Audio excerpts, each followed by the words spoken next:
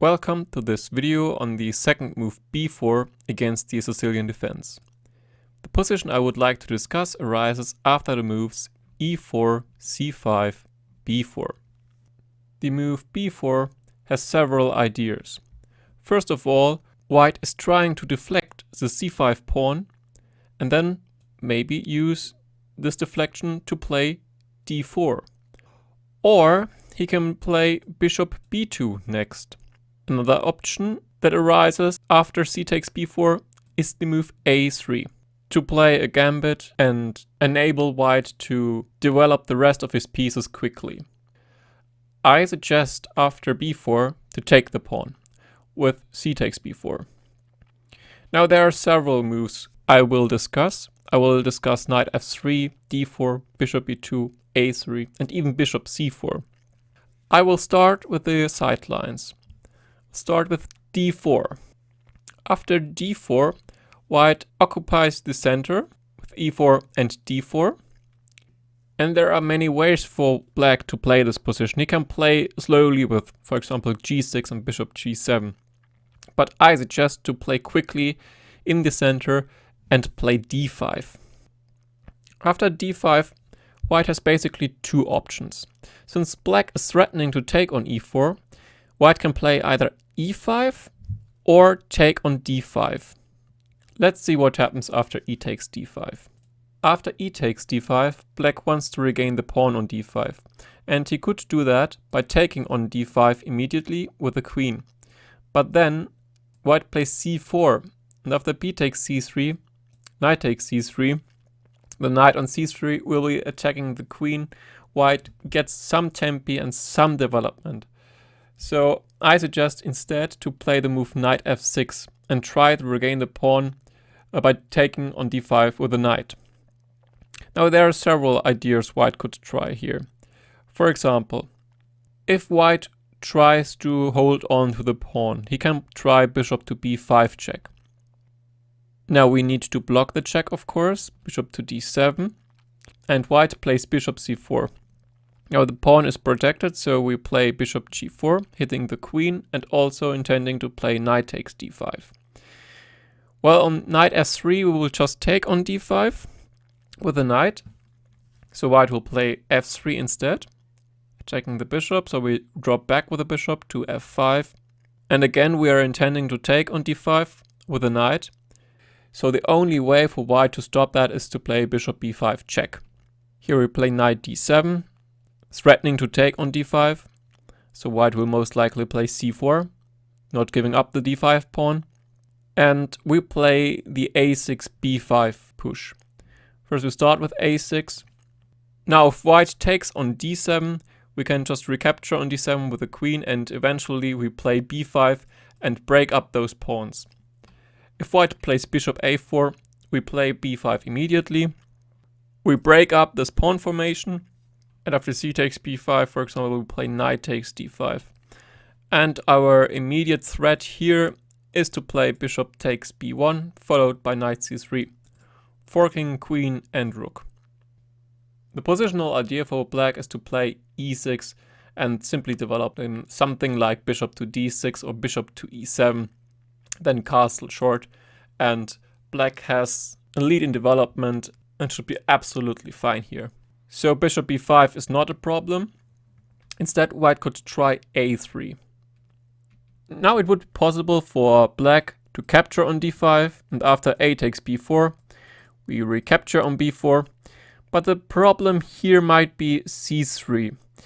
And if we move around with our knight, for example, then we could go to d5 or c6. White will push with c4 or d5 and create some play. So instead, after a3, I suggest we play bishop g4, hitting the queen.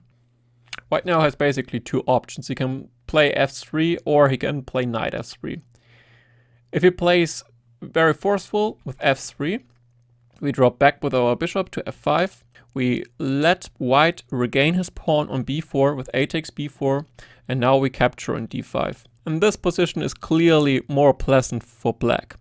First of all, black is threatening to take on b4, and also the pawn move to f3 has weakened white's position a little bit.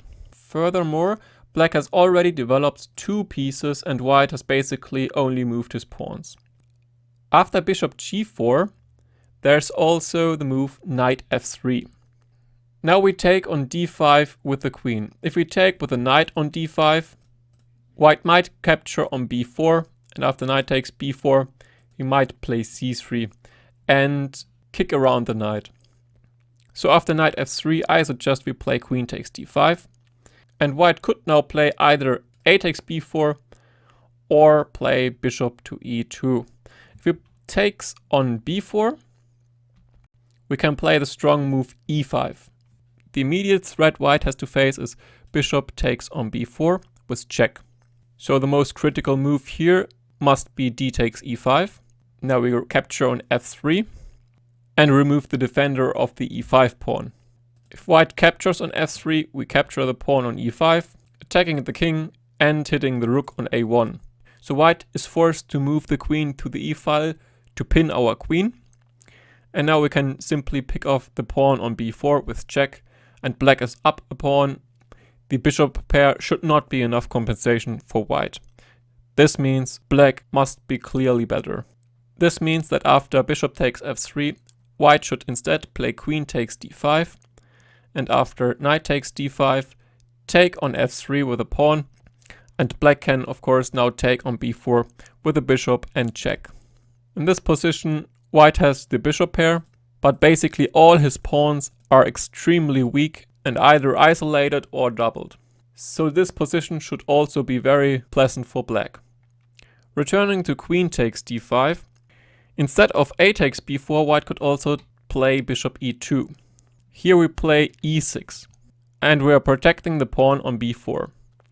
After a takes b4, we just capture on b4 with check, and we answer the move c3 with bishop e7. Then we will continue by castling short, probably playing knight c6, and white should not have enough compensation for a pawn. This was all the theory you had to know on e takes d5. But beside e takes d5, there's also the move e5. After e5, white is intending to play a3 next.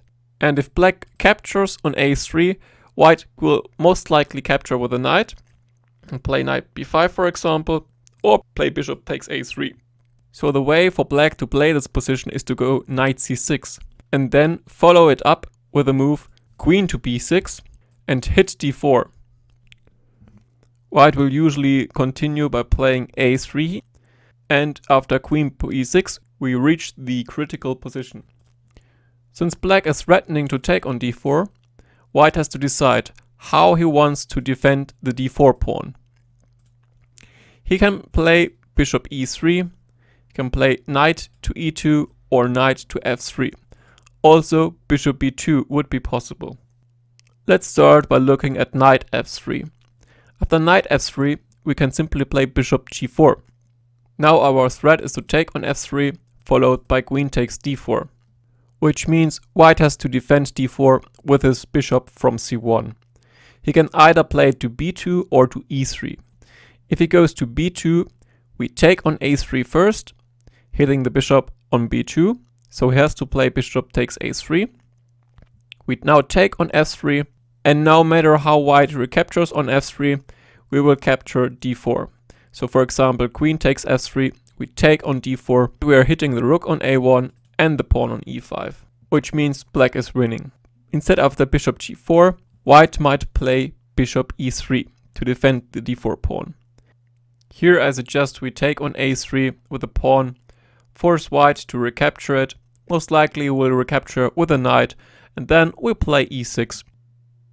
The immediate threat black has is bishop takes a3, followed by queen to b4 check.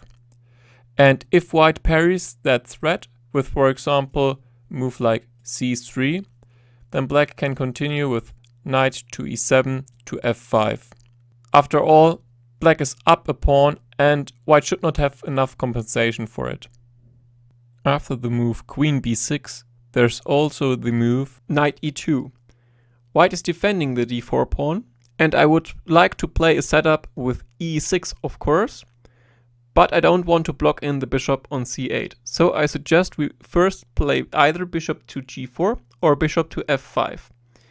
We could go to g4 and force him to play f3 and then go to f5. Or we can directly go to f5. I suggest to play bishop f5 immediately. If white now doesn't play very forceful, we will simply play e6 and develop the rest of our pieces and castle short. So most likely white should take on b4 now. We should take on b4 with a knight, threatening a fork on c2. So white should play knight a3. This is protecting the pawn on c2. And also white is toying with the idea of playing knight to g3. He would then hit the bishop on f5, and also he could play the move bishop to b5 check. So in the current position I suggest to play rook c8, hitting the c2 pawn again, and white has no chance to defend the pawn on c2. He will have to play the only move knight f4, intending a check on b5, which we need to stop with a6. Now again we want to play e6 or take on c2. So white needs to play c4, threatening the pawn on d5. We should take that pawn, and white has to recapture on c4 with his bishop. If white instead would take on c4 with his knight, we could take on d4 with a queen.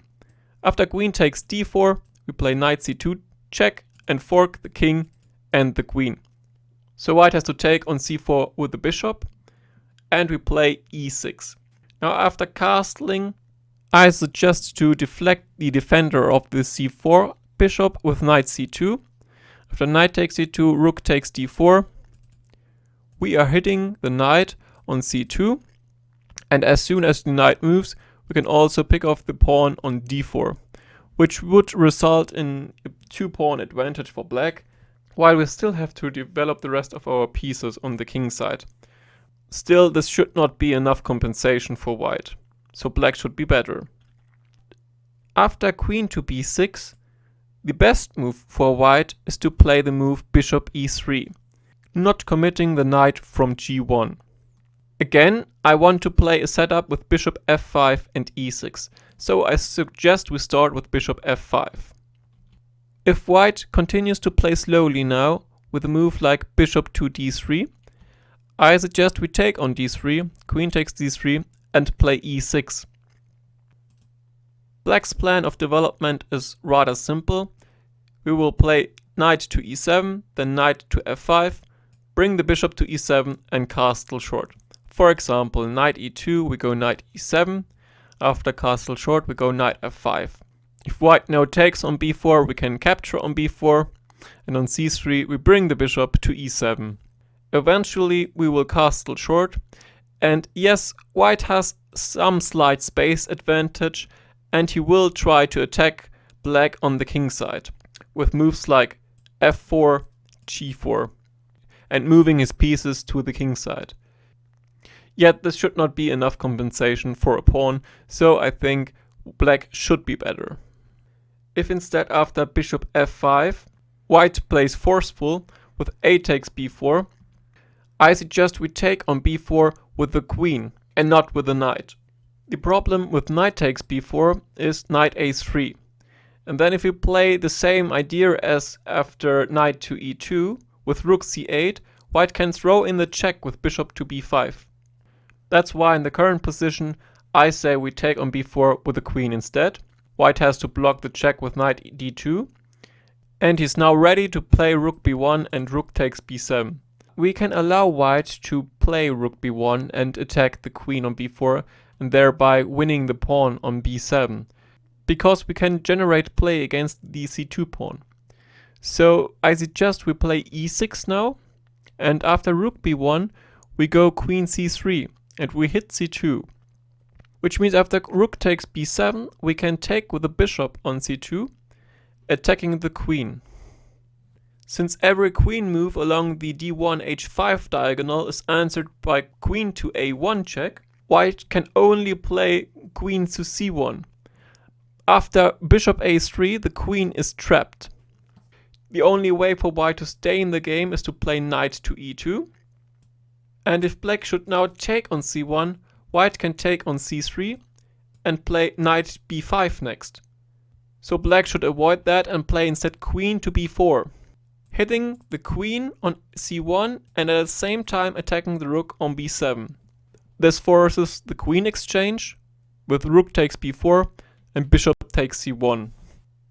And since the rook on b4 is hanging, white cannot take on c1, which means white will stay down material and black will be up a pawn.